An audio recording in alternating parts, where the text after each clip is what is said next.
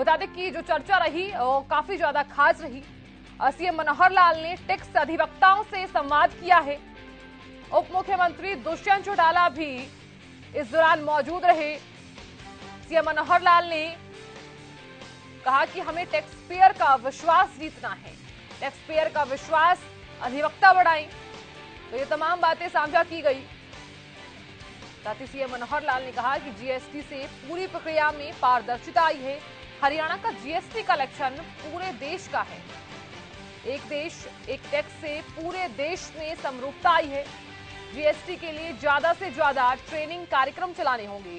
इस दौरान मुख्यमंत्री मनोहर लाल बड़ी घोषणा करते हुए भी नजर आए। टैक्स से जुड़े मामलों के लिए जॉइंट रेंज अपील होगी। गुरुग्राम और हिसार में शुरू होगी जॉइंट रेंज अपील। 1 जनवरी से हरियाणा में 5 हो जाएगी जॉइंट रेंज अपील।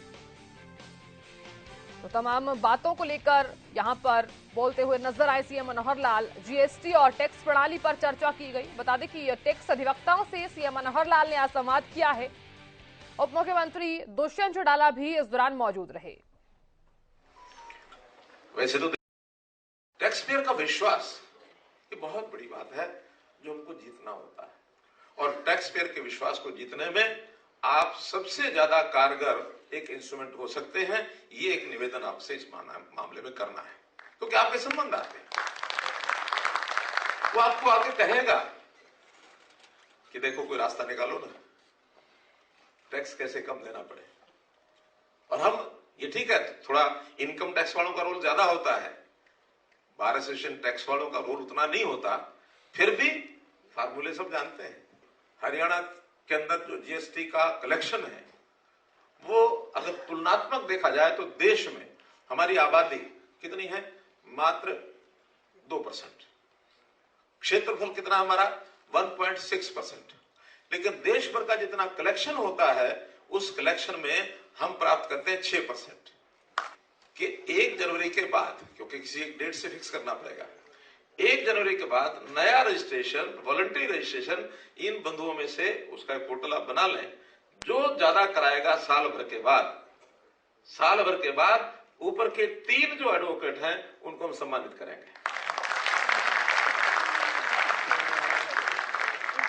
अब कितने बना पाएंगे इसका कोई आंकड़ा नहीं है हमारे पास, लेकिन अभी तक जो रजिस्ट्रेशन है वो आधे से ज्यादा ये जो वॉलंटरी वाले हैं उन्हीं का है।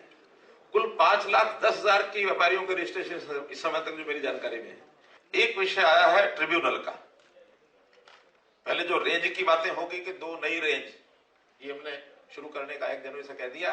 ट्रिब्यूनल का जहां तक विषय है वो जो सीएसटी काउंसिल के अंदर हमने वो लिख के दिया हुआ है, और मैं पूरा भरोसा है जो उन्होंने लिमिट रखी हुई है उसके अंदर एक हिसार में है, और दूसरे ट्रिब्यूनल की जो मंजूरी हमें मिल रही है अगले 31 मार्च तक गुरुग्राम में ये ट्रिब्यूनल खुल जाएगा, ऐसा हमारी ओर से योजना है।